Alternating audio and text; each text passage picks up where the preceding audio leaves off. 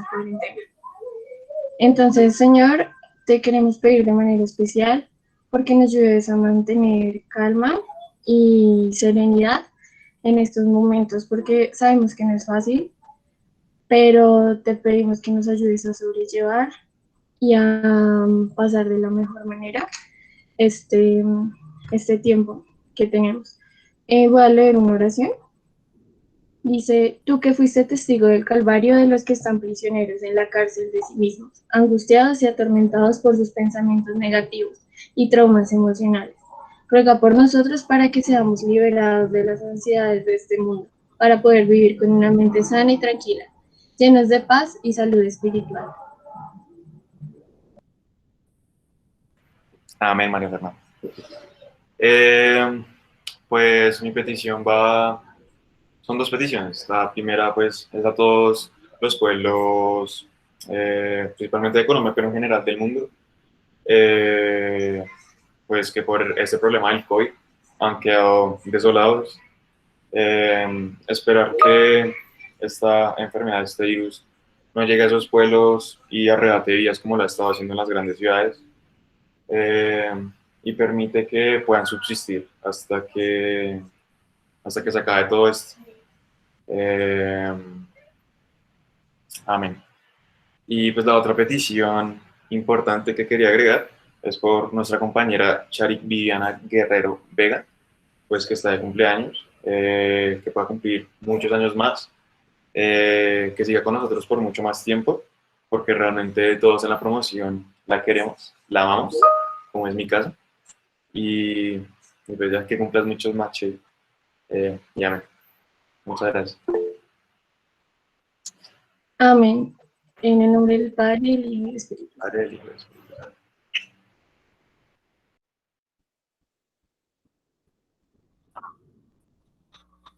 Muy bien. ¿Listo? Bueno, muy bien. ¿Recuerdan el tema que habíamos visto en la clase pasada? ¿Recuerdan más o menos de qué iba? Sí, profe, sobre la fe y la razón. Sobre la fe y la razón. Muy bien. Quería enfocarme en mostrar que no necesariamente porque algo parta de la razón, necesariamente es bueno. Y para hoy les traigo una presentación que va de ese orden. ¿Listo? Entonces, pues nada, vamos a comenzar. Tenemos un debate para la próxima clase, ¿no? Profesor, Sí. ¿no será que se podría acercar un poquito al micrófono que se le escucha bastante bajito? ¿Ahí me escuchas bien? Sí, sí, señor, mejor. Profe, Vale, sí. ¿Sí? es que el INEN te manda a decir que está hablando con el profesor de educación física y que por eso no ha podido entrar. Vale, no, no hay problema, no hay ningún problema. Buenos Igual el días, contenido Y profe. es... profe, y Valeria te manda a decir que tiene problemas de conexión y que está intentando entrar. No hay lío, que cuando pueda se conecte, no hay problema. Eh, ¿Listo? Gracias, Sofía. Buenos días, profe. Hola, Nicolás. Profe, yo me demoré un poquito en entrar a la clase por lo que estaba hablando con un tema de estiramientos con el profesor de educación física. Sí, Entonces, por eso es que no me te demoré en preocupes. entrar. Entonces, para pedirle No excuses. te preocupes. No, no, no, tranquilo, no te preocupes, no te preocupes. Bueno, No es profe, culpa tuya, gracias. ni de nadie. No te preocupes. Bueno, voy a compartirles la pantalla y vamos a comenzar con la clase. ¿Listo?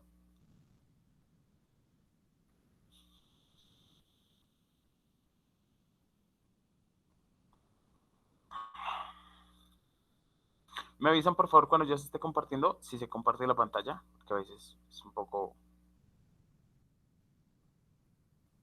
se demora un poco en compartir.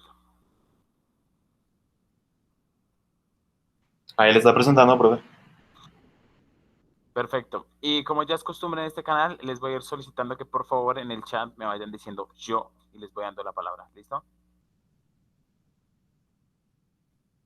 Setup gamer, ni que nada. Ok, muy bien. Cristian Cifuentes. Sí, señor. Cristian, por favor, comienzas. Bueno, profe. Una discusión de siglos. ¿Basta con la razón para conocer la verdad? Listo. Esto es lo que, esta es, digamos, la pelea con la que vamos a empezar el día de hoy. Por favor, vayan tomando nota. ¿Listo? Van a anotar ahí fe y razón. Esta es como la segunda parte, ¿sí? De fe y razón, de fides et ratio. Y vamos a hablar acerca, sí, de solo con la razón basta la existencia. ¿Listo? ¿Basta con la razón para conocer la verdad? Esta discusión tiene más o menos, esperen, les digo para no equivocarme. Desde el siglo XVI-XVII, con el trabajo de Descartes, empieza a hablarse a ver si con la razón es suficiente para poder dar cuenta de los fenómenos que ocurren al conocimiento humano, ¿sí? Si basta solamente con la razón para acercarse a la verdad. Los racionalistas se acercaron a decir que claramente era a partir de la razón y de las nociones lógicas de la cabeza que nosotros podíamos llegar, porque el mundo tendía a ser confuso. Entonces, por ejemplo, las matemáticas, que son una creación de la razón humana, ojo que las matemáticas son imperfectas, eh, eso nos podía servir para comprender la verdad. Mientras que los empiristas se dijeron a decir que no, que más bien era imposible conocer la verdad y que solamente se podía acercar a una mediana experiencia, a un mediano conocimiento del mundo a partir de la experiencia. Luego vendría pues toda una escuela de filósofos que serían los que componen el idealismo alemán, después de Kant, Fichte, Schelling, Schiller, etcétera, etcétera, quienes más bien consideran que es una combinación de ambas, pero hasta por lo menos el siglo XX no se había resuelto esa tensión, ¿sí? Tanto la razón como la fe seguían teniendo ahí sus peleas, ya bajo los nombres de positivismo y neopositivismo. Lo que vamos a ver hoy es la escuela del positivismo, que fue una escuela de científicos que creían que con la sola ciencia bastaba para hacer las cosas absolutamente bien. ¿Listo? Entonces vamos a mirar. Mateo Barrera. Sí, señor. Mateo, por favor. Vamos tomando nota. ¿Listo, muchachos? No esperen que les dicte, sino vayan tomando nota. Positivismo. En el siglo XIX, los valores del idealismo, el éxito de las ciencias y la idea de fun- Fundamental. fundamentar toda idea hicieron que el prototipo de pensamiento se fundara sobre la razón de manera exclusiva, razón instrumental en adelante. ¿Vale? Vamos a hablar de la razón instrumental. Eso quiere decir aquella idea que considera que basta solamente con nuestro pensamiento para poder acercarnos a la verdad y de que debemos utilizar la razón siempre en beneficio individual. Esa idea es la que defendía el positivismo, ¿sí? Si algo sirve, se deja. Si no sirve, no se deja. ¿Se puede mostrar científicamente? Sí. ¿Se puede mostrar desde la razón? Sí. ¿No se puede? Bueno, entonces no está. Y así fue como la filosofía, la ética, la teología, etcétera, etcétera, se convirtieron en materias de relleno. Vamos a decirlo de esa manera. Hay que ser sinceros.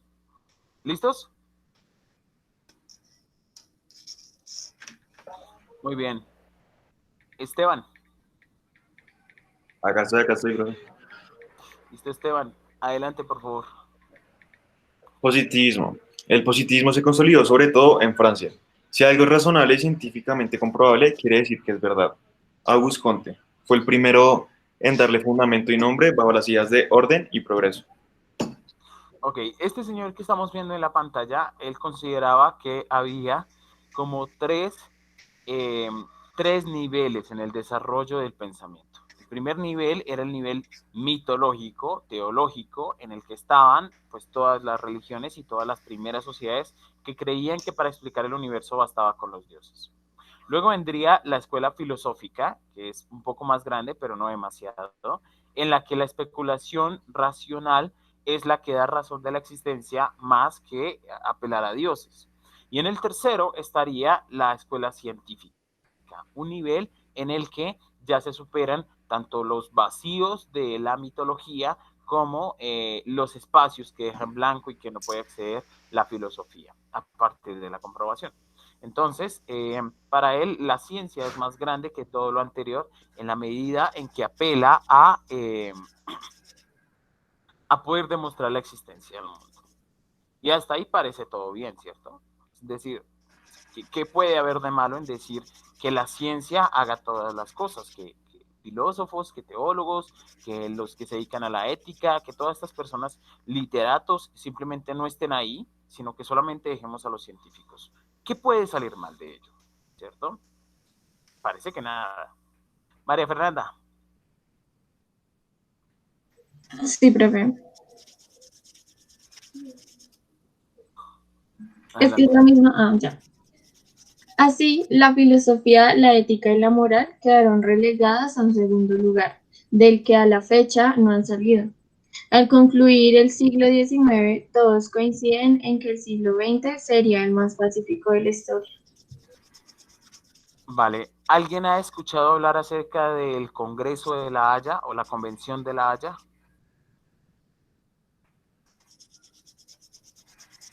¿Les suena de algún lado? ¿No? ¿Se acuerdan que hubo hace poco una pelea respecto a San Andrés y ¿A Providencia? Nicaragua? ¿Con Nicaragua y San Andrés? ¿Algo así? Exacto, Mauricio, exacto, muy bien. Entonces, el Congreso de la Haya es un instituto que se crea para buscar la paz entre países. Cuando hay un conflicto internacional, lo que se hace es que ambos apelan al Congreso de la Haya para evitar una guerra. Es decir, antes de que se dé la guerra, van al Congreso de la Haya y presentan su caso para que sea la Haya la que manifieste su posición al respecto. Este Congreso, esta imagen que vemos aquí a la izquierda, se presentó, es el primer Congreso de la Haya del año 1899 que sostenía el siglo XX será el siglo de la paz. Y luego vino esto. No sé si me deja reproducir el video. No, video no disponible. Muy bien. Ok, no hay lío. Vale. ¿Han visto esta imagen de acá? ¿Han escuchado hablar de la unidad 731? Profe, esos eran los japoneses que eran pues sí, que hacían cosas re feas. En efecto, en efecto. La unidad 731 fue una de las unidades que mayor avance le ha dado a las ciencias. ¿A partir de qué? Resulta que los japoneses, al igual que los franceses, al igual que los ingleses, al igual que los alemanes, usaban campos de concentración durante la Segunda Guerra Mundial. Cuando fue la ocupación de una porción de China, Japón entra a China y lo que hace es poner en práctica el proyecto Maruta. Según este proyecto, los chinos eran de menor calidad humana que los japoneses y lo que hicieron fue empezar a hacer experimentos humanos con ellos. Y ustedes dirán, pero es que es ridículo, o sea, pensar que los japoneses son diferentes a los chinos, y yo les diré, sí, pero todavía los alemanes creen que son diferentes a los franceses o a los ingleses, los estadounidenses creen que son diferentes a los mexicanos, e incluso algunos colombianos creen que son diferentes a los venezolanos. Así que esto sigue dándose hasta el día de hoy. La xenofobia es una enfermedad. Y entonces el proyecto 731 afirmaba que los chinos eran menos personas que los del imperio japonés, hasta esa época se llamaban imperio japonés, y lo que hicieron fue empezar a hacer experimentos con los chinos. En esta imagen de la derecha es la única amarillista que voy a traer. Lo que se está haciendo es utilizando un ácido para quemar la piel con la que después crearían algunas armas biológicas. ¿Qué puede salir mal si le dejamos a la ciencia que domine el mundo? Pues 2 guerras mundiales en un solo siglo. Entonces nosotros decimos aquí, ¿qué pasó? Tengo aquí 3 imágenes. La primera pertenece al Führer, la segunda al Gulag, campos de concentración, pero el Ejército Rojo de Rusia, y la última, Palestina, Israel, allá en Palestina, asumiendo que es el único líder de toda la zona de Medio Oriente y violando unos tratados, por lo menos que habían quedado en el papel, sobre paz que debía manejarse en Medio Oriente. Y hasta el día de hoy, los palestinos siguen peleando con cohetes caseros contra Israel, que tiene uno de los mejores ejércitos del mundo. Una barbaridad. Bueno, entonces, Andrés Felipe, y quienes deseen, síganse anotando en el chat, porfa. Andrés Felipe Torres.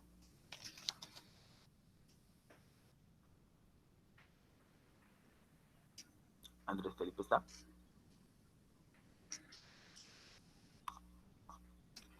Leonardo Moreno. No, profe, ya, qué pena. Dale. Listo. ¿Aquí qué pasó? Terminando la Segunda Guerra Mundial, todos se preguntaban en qué fallamos. Ok, entonces esta gente se está preguntando, y esto incluye a los filósofos, a los pensadores, pero ¿qué pasó? Habíamos quedado de que si nos íbamos por el camino de la ciencia, íbamos a superar todos los problemas, y miren dónde terminamos. ¿Qué fue lo que sucedió? ¿Listo? Quédate conmigo, por favor, continúa.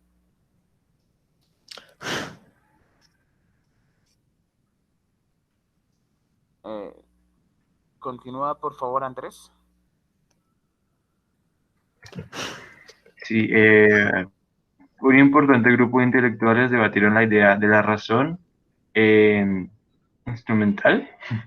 Esa idea fue la que patrocinó los totalitarismos, las guerras, la violencia y los males del siglo XX.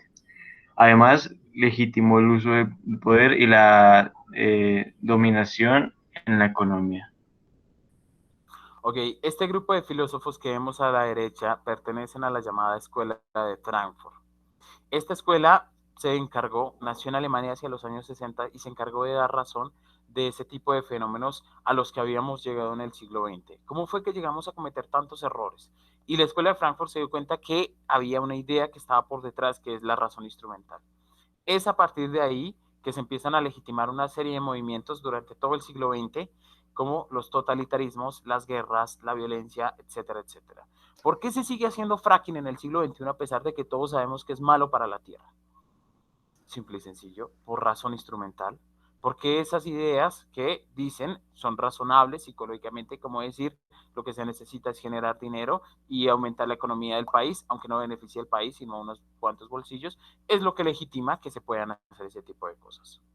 ¿Por qué el páramo de Santurbán en Santander sigue siendo un lugar que siguen solicitando para hacer excavaciones y extraer oro, cuando las comunidades se han reunido para decir que no queremos eso, sino que queremos es que se quede el páramo? ¿Por qué se permite eso y por qué se sigue vendiendo a los jeques árabes ese tipo de riquezas colombianas? Porque detrás está la razón instrumental patrocinando esas ideas. ¿Qué necesitamos? Plata. ¿Y qué genera la plata? Pues explotar la tierra, pero ya está, hasta ahí se queda. La razón instrumental, no ir más allá de solamente el ejercicio exclusivo de la mente. Pensar que somos simplemente unas máquinas que piensan. ¿Listo? Profesor, Muy bien. ¿Sí? o sea, la razón instrumental se podría denominar como el fin justifica los medios. Algo así. Bajo la razón instrumental, pues el hecho de que digamos, bajo esa idea de la razón instrumental se puede legitimar una serie de ideas que son bastante nocivas, por lo menos para la mayoría de personas, ¿sí? Por ejemplo, piensa cuando estaban las fábricas de asbesto en Colombia, este tipo de fábricas que era evidente que generaban cáncer, y simplemente se decía, pero es que igual genera dinero y genera economía. Sí, eso se justifica desde la razón instrumental, pero hablar de salud, de bienestar, etcétera, etcétera, son ideas que se le escapan a la ciencia, que se le escapan a lo que es la parte más humana de nosotros, ¿va? Listo, muy bien. Leonardo, y por favor váyanse anotando en el chat, si no los voy llamando al azar. Leonardo, por favor. Aquí estoy, profe. Adelante, por favor. La propuesta emergente persiguió una idea más crítica, una razón exclusiva podría entonces ser peligrosa. Además, se observó que el hecho de que los valores carezcan de posibilidad de razonamiento puede ser una ventaja. Ojo a esto, que el hecho de que los valores no tengan una definición puede ser algo importante. El hecho de que no respondan a cosas exclusivamente de la razón. ¿Qué es lo que pasa? Que normalmente a lo largo de la historia, cuando alguien ha tenido la razón sobre una idea, se ha empezado a deslegitimar una serie de nociones a partir de ello. Préstenle atención. A ver si me siguen. Conocen a Antanas Mockus, ¿no? Antanas Mockus hizo la maestría en filosofía. En su tesis de maestría, llamada Representar y Disponer, maneja un término que se llama epoquedad. Yo lo he leído en este sentido. Resulta que cada época tiene unas ideas que son claras, unas ideas que obedecen a su propia razón instrumental y que después son aplicables, y cuando se aplican es cuando se empiezan a cometer errores. Presten atención. En el siglo XIII se dio una definición perfecta de Dios en todos los 36 tomos de la Suma Teológica de Santo Tomás. ¿Qué podía salir mal de pensar que hay un Dios en el mundo, que hay un Dios en el cielo, que nos ama, que nos protege, que quiere lo mejor para los cristianos, etcétera, etcétera? Pues que a partir de esas ideas, en el siglo XV se legitimó y justificó que aquel que no fuera cristiano fuera asesinado. Y fue cuando empezó todo el movimiento de la Inquisición, y fue cuando se empezó a creer que las personas de África no tenían acceso al conocimiento, y fue cuando entonces se empezó a legitimar la persecución de muchas personas y sobre todo de intelectuales en la Europa medieval, sobre todo en ciertos lugares. Profesor, Y luego, ¿sí? pero una pregunta, ¿por qué se generó la Inquisición si incluso la misma Biblia dice no matarás? Y ellos, y se supone que si eran creyentes lo hacían. Porque hubo varias inquisiciones. Resulta que en ese momento estaba tanto el protestantismo como el cristianismo tratando de ganar terreno, y los reyes que querían tener más poder simplemente le decían al cristianismo chao, de manera que quitaban la figura del papa. Con eso se quedaban ellos mandando. Entonces, los primeros que hicieron eso fueron Lutero en Alemania, Calvino en Suiza y Enrique VIII en Inglaterra. Entonces ellos asumieron el protestantismo como su religión oficial, de manera que se quitaron el lastre de tener que rendirle cuentas al Papa, y a partir de ahí simplemente protestantes y, por ejemplo, los protestantes y los reyes empezaban simplemente a perseguir a aquellos que no les cayeran bien, que no estuvieran de acuerdo con su esto. Y lo que Porque, hacían era detrás de la idea de la religión, que todavía estaba muy cimentada en la población. y eso Pero fue por, hubo varias inquisiciones. Hubo y varias eso, inquisiciones, ¿sí? no hable, profesor, perdón. No, tranquilo. Hubo varias inquisiciones, sobre todo, digamos, en las partes de los países nórdicos, al este de Europa, en Inglaterra, en diferentes lugares, pero como hubo algunos países que no renunciaron, y pues los protestantes tuvieron una ventaja, que fue Gutenberg, quien crea la imprenta en el siglo XV. Cuando él crea la imprenta, empieza a publicar libros hablando acerca de que, por ejemplo, los países que no habían asumido el protestantismo, como España, eran los que hacían las peores inquisiciones. Y pues es como Y, que alguien dominara el Internet hoy en día. Los libros era lo que se podía publicar más fácil que escribir a mano. Es como si alguien dominara el Internet, pues obviamente va a hablar mal de sus enemigos. o sea que la iglesia, o sea, primero, el protestantismo fue el que promovió esa idea del que no cree en Dios va al infierno. Y segundo, en ese momento la iglesia se podría deducir como un control de masas. La iglesia, pues casi siempre, toda institución tiene un control de masas, ¿vale? Pero la iglesia se opuso bastante. De hecho, la iglesia trató más o menos de hacer las cosas, en algunos casos hizo las cosas bien. Por ejemplo, en 1933 publican la bula Summa Pastoris, el Papa Pablo III, si mi memoria no me falla, y bajo esa bula se dice: los indígenas tienen alma, a los indígenas no hay que matarlos. Mientras que lo que hizo Inglaterra, que se había desprendido de ello, fue llegar a todo el territorio de Estados Unidos y acabar y demoler con todas las poblaciones indígenas que había.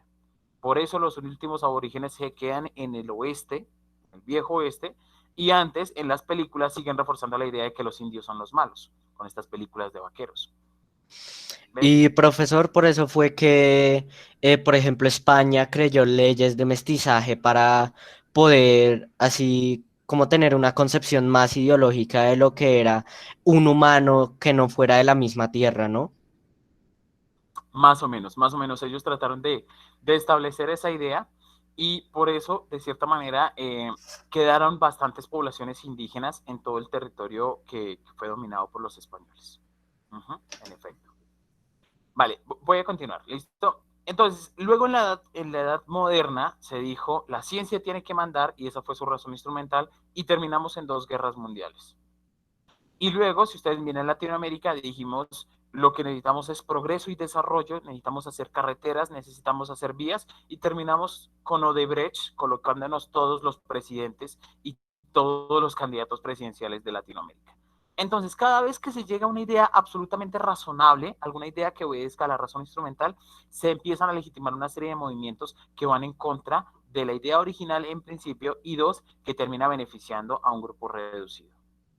Eso es lo que se llama la razón instrumental, y eso es lo que pretendía atacar la escuela de Frankfurt. Entonces es una ventaja que haya cosas que no podamos definir con palabras, ¿vale?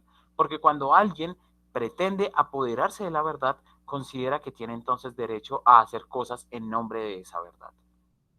¿Listo? Bien, gracias. A ver, vamos a llamar por aquí a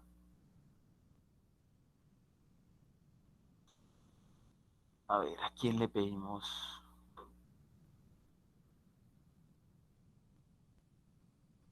Jean-Pierre Arias. ¿Jean-Pierre está? ¿Me escucha, profe? Sí, dale. Conocimiento significa poder. Y si dicho conocimiento se refugia de manera exclusiva en la razón y no en los valores, el amor, la solidaridad y demás elementos que, por lo demás, no parten de la razón, se hallan presentes en la cultura y una idea de virtud, es imposible alcanzar la paz. Claramente, si seguimos pensando que algunos tienen el conocimiento y otros no, estos que tienen el saber van a hacer todo lo posible por apoderarse de aquellos que todavía sienten algún tipo de debilidad o de dificultad. Eso es lo que hay que tratar de evitar. ¿Listo? Muy bien, muy bien. Valeria Salcedo, ¿está por ahí? Sí, profe. Vale, Valeria, adelante. Leo, ¿sí? Sí, por favor. No se trata de abandonar la razón, se trata de comprender que los seres humanos somos más que máquinas que se mueven. ¿Listo? Ojo a esto. Hay momentos en los que uno puede incluso, aunque tenga la razón, por lo menos tratar de no entrar en lucha por eso. Creo que ustedes son testigos de ello, pero hay personas con las que simplemente no se puede discutir, con las que no se puede hablar, con las que no se puede llegar a un acuerdo, porque están tan ensimismadas en sus propias ideas, están tan metidas en sus propias ideologías, que cualquier tipo de charla o sugerencia de que hay otros modos de pensar el mundo les parece un insulto.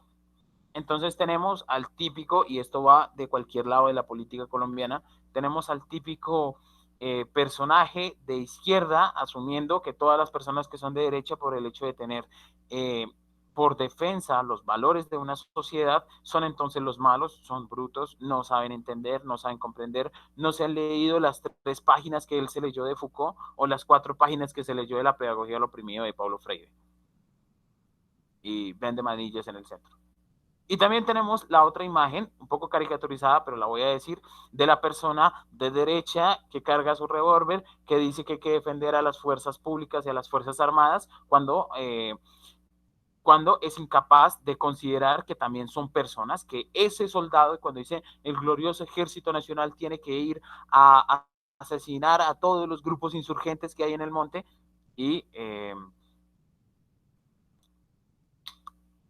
y respecto a eso, no se da cuenta que quienes están haciendo la guerra son los hijos de los pobres, son los hijos de las familias campesinas, son personas que no deberían ir a la guerra, que mueren sacrificados y simplemente queda el rótulo de era un héroe y ya está, como si eso bastara, como si colocar una bandera de Colombia sobre el ataúd le diera algo más de valor a esa persona.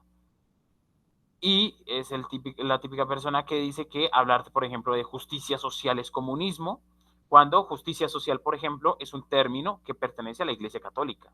La Iglesia en los años 60, con Pablo VI y la Rerum Novarum, que fue una encíclica que él publicó, empiezan a hablarse de justicia social, de hablar de que mientras no haya igualdad, mientras no haya una equidad social, es imposible alcanzar la paz. La Rerum Novarum de Pablo VI. Cuando Pablo VI vino a Colombia, en el Congreso del 68, una de sus principales afirmaciones fue esa. Dijo, mientras Colombia no alcance la justicia social, será imposible hablar de paz. Y aquí seguimos en el siglo XXI y todavía a Pablo VI no lo escuchamos. Un profeta que se quedó predicando en el desierto. ¿Listo? Más o menos hasta ahí va claro, muchachos. Más o menos se ve de qué va toda esta historia. Sí, profe. Confirmo, profe. Listo, vale. Sí, señor. Muy bien, muy bien. Llamemos a Julián. ¿Julián está por ahí? ¿Julián? ¿Yo? Sí, Ok. adelante. Razón y fe.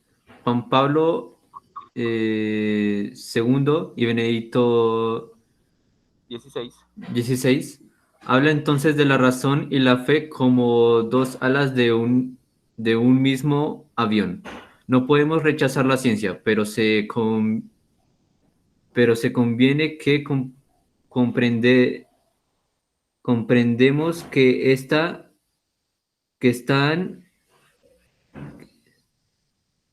que esta no puede servir solo a las líneas de la razón, a terminar obedeciendo a los estamentos del valor. Del poder. Muy bien. Del poder. Entonces, un problema de la ciencia es que si nosotros consideramos que es lo único importante, terminamos legitimando una serie de movimientos como ya se los dije. Entonces, el hecho de que algo sea absolutamente razonable, de que todo el mundo crea que eso es la verdad, pues es un poco peligroso, ¿sí? En su momento era una verdad absoluta e irrefutable el hecho de que la Tierra giraba alrededor, de que el Sol giraba alrededor de la Tierra. Hoy vemos que no es tan cierto. Entonces hay que tener un poquito de cuidado con ese tipo de ideas de aquel que considera que sabe muchas cosas, aquel que considera que tiene el poder y que tiene la ciencia bajo su mando. ¿Listo? Eso es importante tenerlo en cuenta. Mateo.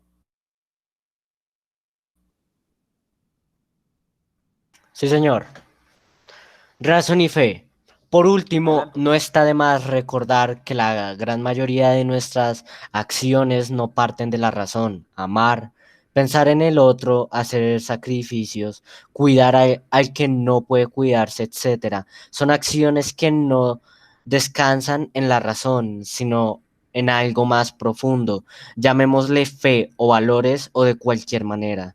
Nos referimos a esa capacidad humana que nos distancia de las máquinas.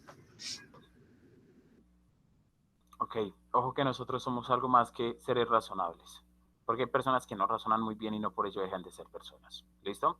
Recuerden que lo que hemos venido persiguiendo desde siempre en este curso es antropología, es decir, ¿qué es un ser humano? Y aquí va incrustada la idea de que es algo más que solamente razón. ¿Listo? Bueno, muchachos, muchas gracias. Hasta aquí. ¿Alguna pregunta? Más o menos claro. Espero que no sea demasiado aburrido, demasiado tedioso, demasiado denso, demasiado... No, profe, está bien, está bien. No, profe, tranquilo. Listo, muy bien. Entonces, ahora les voy a presentar lo que vamos a hacer para la próxima clase. La próxima clase vamos a tener una especie de debate en la que yo voy a ir poniendo preguntas así como muy al azar. Y aquí les dejo el material. Ahí está tanto la presentación de Fides et Ratio como la carta, la encíclica Fides et Ratio de Benedicto XVI. Bueno, en esa época era Joseph Ratzinger y era el cardenal, que era el prefecto para la fe, para la congregación de la fe de Juan Pablo II. Entonces, esa carta, pues ahí ese enlace los manda directamente a Fides et Ratio de la página Vatican Va, que es la página oficial del Vaticano. Y les dejo la presentación.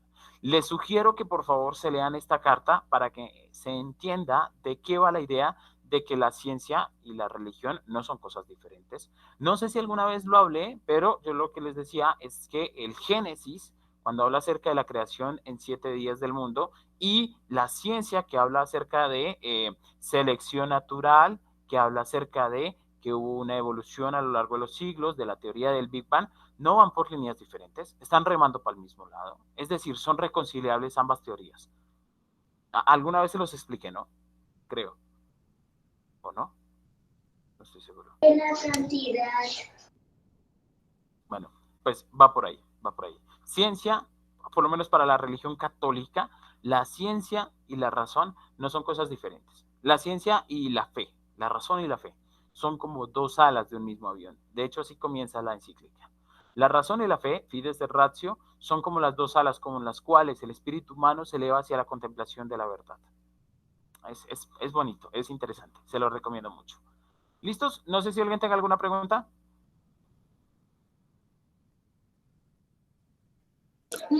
No, profe, todo claro. Listo, entonces siendo así, detengo la grabación